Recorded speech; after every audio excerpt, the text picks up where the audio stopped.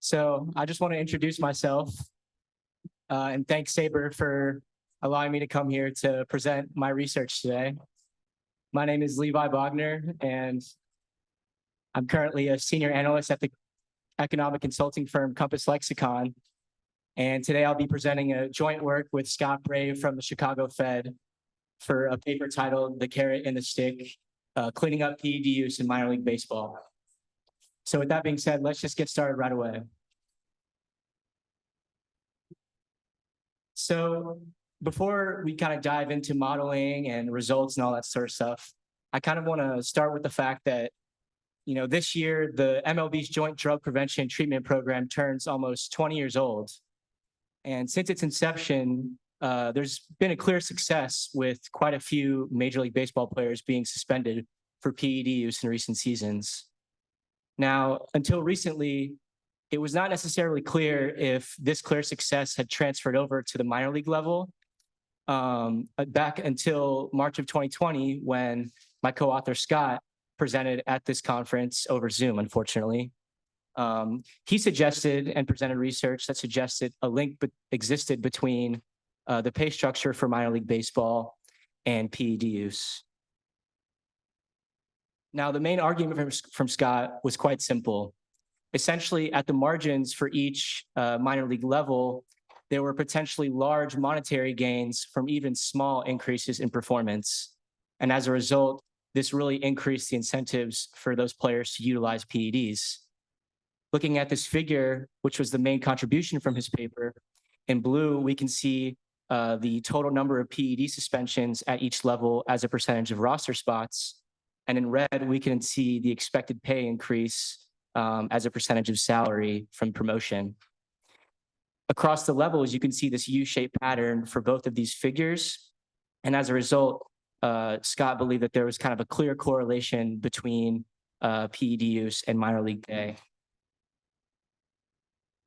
And so this clear pattern suggested to Scott at the time that there was a possible way to deter PED use that had not really been studied yet, mainly adjusting the minor league baseball wage curve. Fast forwarding to today, a lot has changed in minor league baseball since 2020. In fact, the 2022 to 2023 season saw great changes in the pay curve across all levels of minor league baseball, making them both higher and flatter in promotion schedules. At the same time, there's also been a substantial decline in PED suspensions, even when taking into account the fact that, minor league baseball has shrunk by quite a bit. And so given these recent changes in minor league baseball and with the subsequent declines in PED suspensions, we essentially are going to ask the question here, are these two developments still linked as we once thought they were back in 2020? And also we're going to ask the question, what is this going to implicate for the future of minor league baseball and for the league going forward?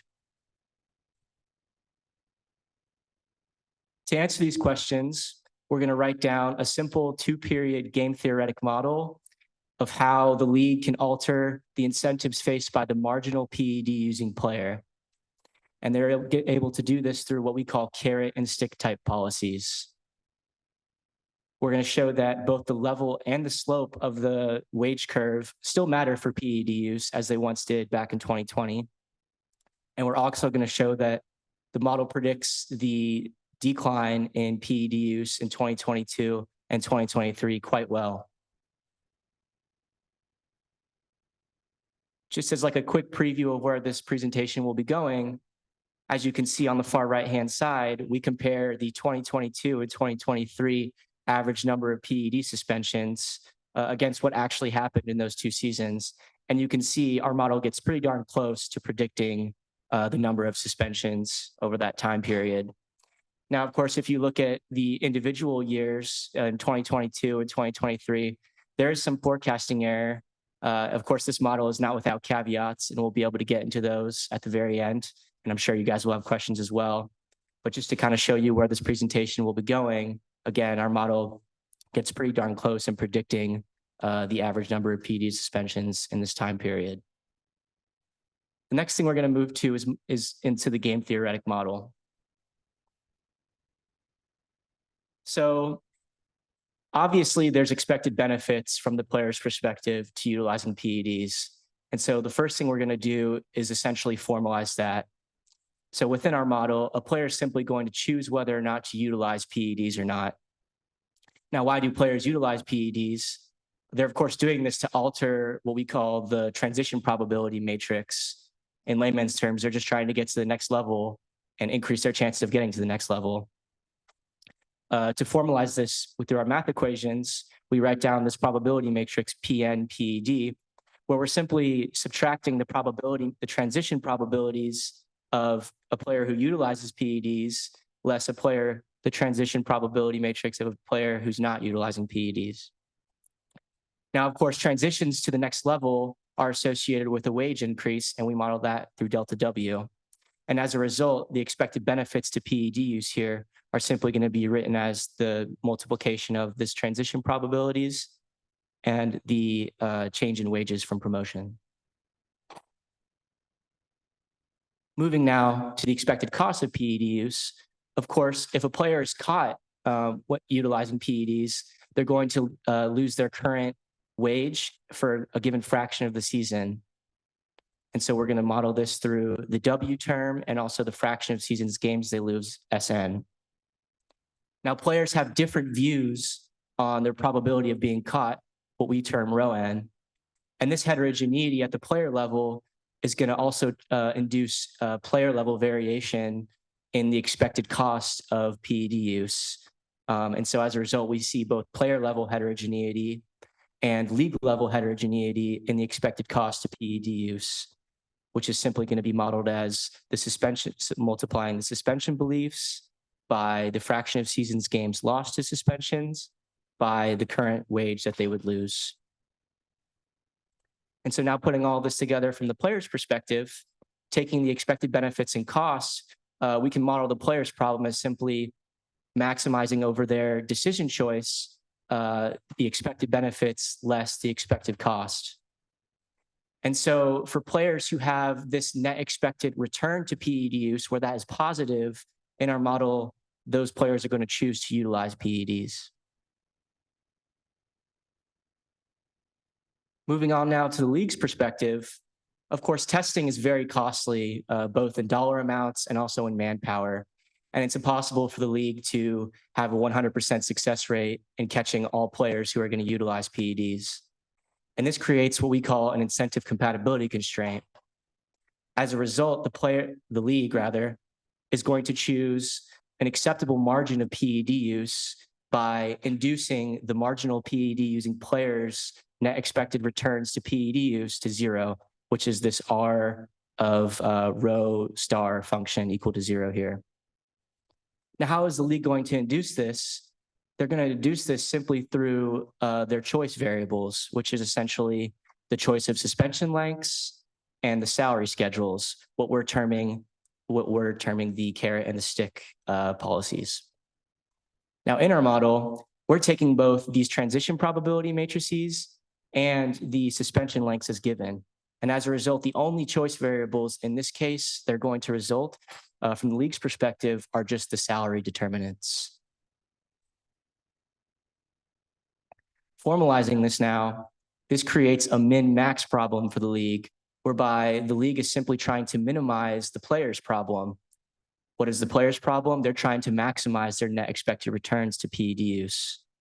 As I said, this reduces to incentive compatibility, where in equilibrium, the net expected returns to PED use for the marginal PED using player is 0, where this rho star identifies those equilibrium suspension beliefs for the marginal PED using player at the acceptable margin of PED. And so, what does this mean when we're solving the model in equilibrium? Essentially, in our model, PED use is going to result from when the league is going to choose its choice variables to alter the beliefs of the marginal PED using player. Now, what is the marginal PED using player, you guys might be asking at this point? The marginal PED using player is just a player that's completely indifferent to utilizing PEDs or not, which is highlighted by this marginal willingness to pay for PED formula. Here you can see, and simply it's just moving some stuff around at the bottom of this formula here. You can see that we're modeling, they're indifferent because their expected percentage loss in salary from PED use is equal to their expected percentage gain in salary from PED use. So from the league's perspective, all they're trying to do is alter the suspension beliefs of this equilibrium player. So PED use is going to result from when players have suspension beliefs that are less than equilibrium suspension beliefs, because their net expected return to PED use is positive, and as a result, they'll use PEDs. And so really what we're trying to model here are these two policy levers that I've been talking about, mainly the carrots and the sticks. The carrots being the wage schedule, which are going to be the choice variables in today's presentation, and then the sticks, which we're going to take as given, being the transition probabilities and the suspension lengths. Now, why are we focusing on the carrots today? We're focusing on the carrots because early PED policies really focused on these suspension lengths, but of course they're very costly. And me and my co-author sort of believe that in terms of where we're at with suspension lengths, we kind of feel that the marginal returns to increasing suspension lengths more for deterring PED use are kind of like decreasing at this point. And so really what we want to highlight now are the carrot policies and how the wage incentives at the minor league level can be utilized to deter PED use. Moving back to this marginal willingness to pay for PED formula here, I'm going to highlight the two carrots. The first carrot is simply the delta W, which is the wage slope. An increase in delta W is going to result in an increase in the marginal willingness to pay for PED use. And as a result, just as like a naive intuition, we're going to expect when delta W goes up that the number of PED suspensions is also going to go up. Moving to number two now, the level wages W term, an increase in W is simply going to decrease the marginal willingness to pay for PEDs. And as a result, when level wages go up, we would naively expect the number of suspensions due to PED use to go down. Now, given the fact that 2022 and 2023 have already happened, and also due to the fact that the salary schedules were manipulated by quite a bit, we can actually test this against our model here. And so looking at the pay curve changes in 2022 and 2023, taking the 2015 wages as a baseline here, which are in black, you can see on the left-hand side that nominal wages, or our W term, increased by a lot from 2022 and even more for 2023. It's quite stark, as you can see.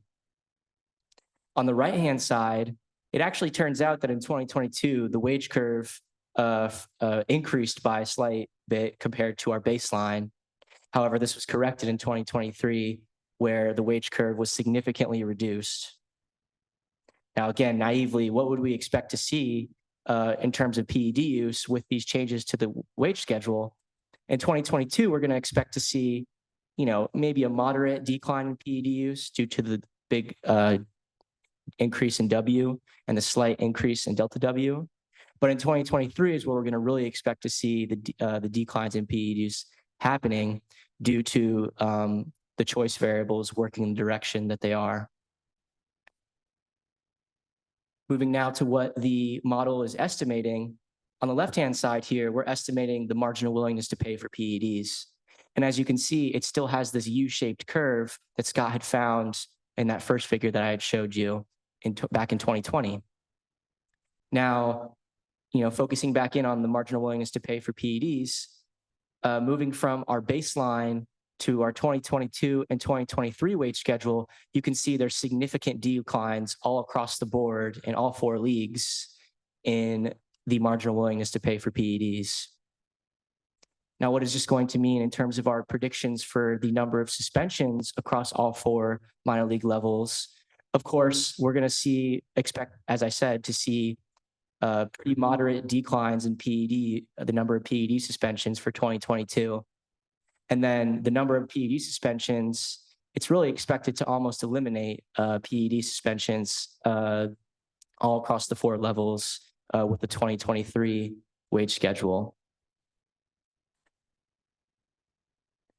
And so moving back to the figure that I previewed with here, again, on average, you can see that the model does a pretty damn good job of predicting this fall in PED suspensions of the last 2 seasons.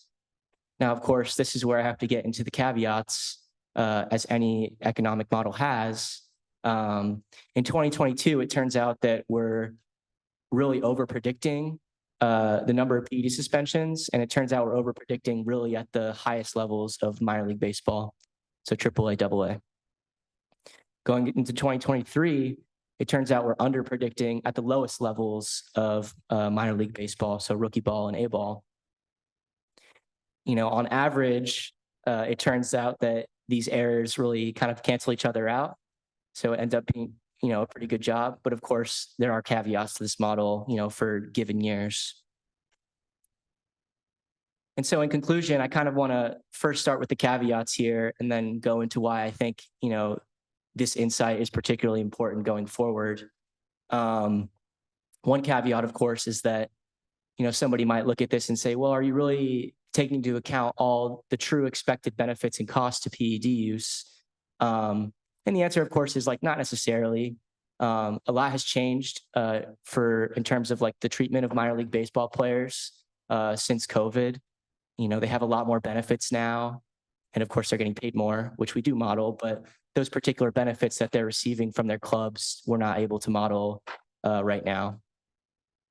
And then in terms of, other potential costs, there's a big health cost to utilizing PEDs that we don't capture here. And then finally, somebody might look at this presentation and say, well, this is great. We've pulled all the levers and really we've decreased PED use to kind of an acceptable margin here. And really, I don't think that's also something that I want you guys to take away from this, mainly due to the fact that, there's a particular variable that we take as fixed here, but if you were to induce it, mainly the probability matrices, if you were to reduce the essentially the advantage you get in transitioning to the next level from utilizing PEDs, then we would obviously further predict declines in PED use due to the fact that really the incentives of utilizing PEDs would go away. But of course, that's easier said than done. It would probably require some sort of penalty at the team level, whereby they would, maybe look at the performance of a PED using player and, I don't know, apply like some sort of discount or something. And so, why is this presentation and this paper important? I think really at its basis, it's important because it's going to provide a framework that shows how the league can alter the incentives faced by these marginal PED using players through the carrot and stick type policies. And so I hope that the league can take this sort of model, or at least the intuition behind this model, in evaluating kind of the costs and benefits of the policies that they're implementing in order to deter PED use. And the last thing I want to highlight is that, yes, the wage curve is very, very important for deterring PED use in minor league baseball going forward. That being, higher level wages, and also flattening that delta W pay curve is very important in deterring PED use in minor league baseball going forward. So with that, thank you guys. I appreciate it.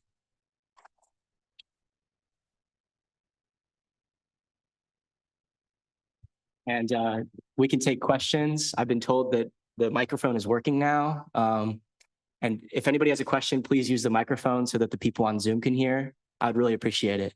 So are there any questions? That's a long row.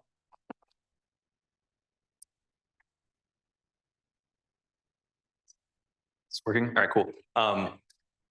I think on your 2023 model prediction, the prediction for PED suspensions per level went up like linearly almost, whereas for the other years, it's more of like your inverse W almost. Do you know why that is, or is that like, was that like the goal, or I guess just like help understand why it's now more like linear instead of like the inverse W? I'm sorry, can you point to what you're talking about? Yeah, the PED use for 2023, like compared to the 2015, the 2018, and the 2022, it's more of like a linear increase as opposed to like inverse W, I guess, compared to like the marginal willingness to pay. Right. I mean, this kind of gets at the yearly, like individual year forecast errors we were talking about, where I mean, this really is kind of putting into a figure what I said in words, which was that we're really over predicting at the highest levels. And really what a lot of this has to do with are kind of the inputs. In particular, it's really a big challenge to model. I really kind of simplified modeling this. We also have to take into account when we're putting in these inputs, transitions out of baseball, transitions into Major League Baseball within the structural model. And so really kind of like, I think a lot of that is kind of just the funkiness of, having to deal with the inputs with a model that's trying to capture this big of a process.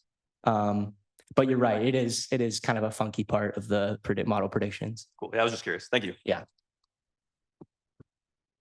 Over here, can you pass it to him?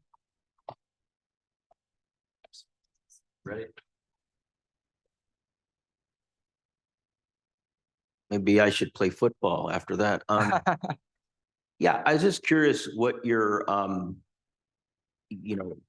statistical significance of this is, and like what's your I didn't catch it, like your sample size and how, in your data, because it doesn't seem like there's that many people who are caught with performance enhancing drugs. So what sort of confidence, credibility can you give us in your sample size? Do you have any information on that?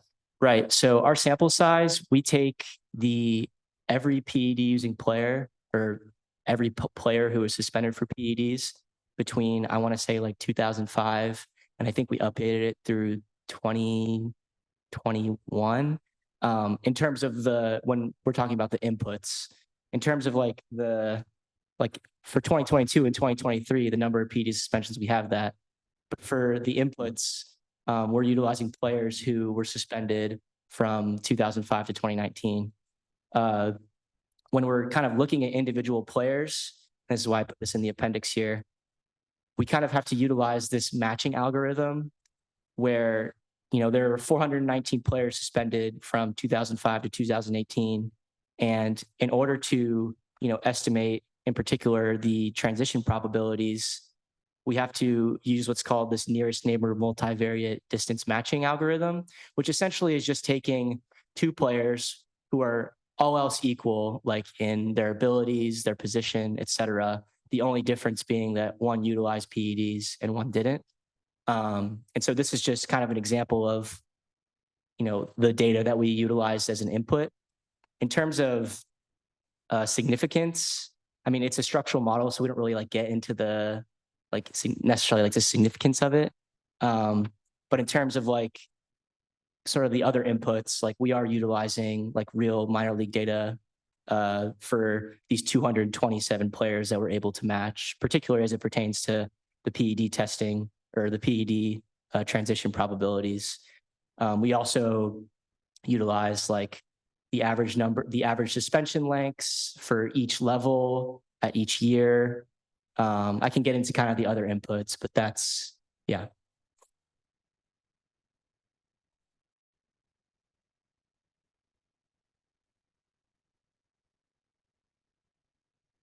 What follow up? Go ahead. So and I'm not I used to know a lot more about statistics when I was younger than I do now, but what would be the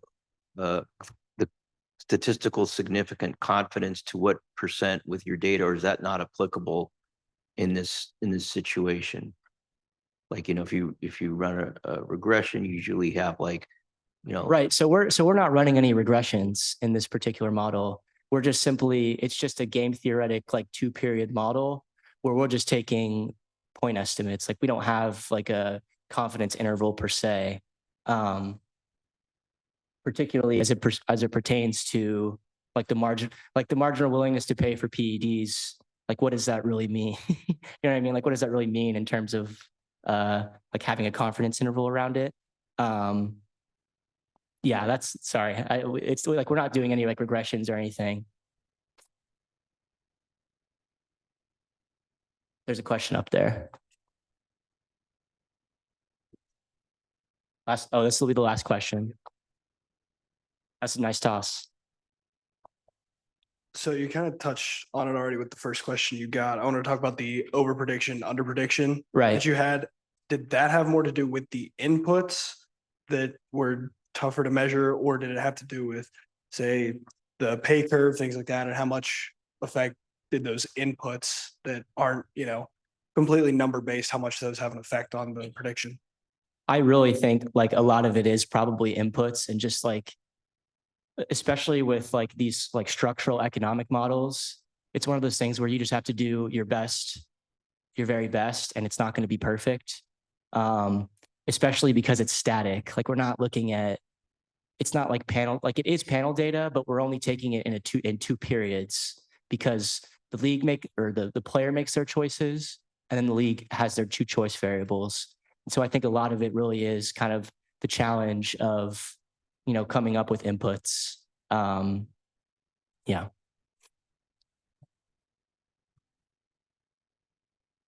Thank you guys. I appreciate it.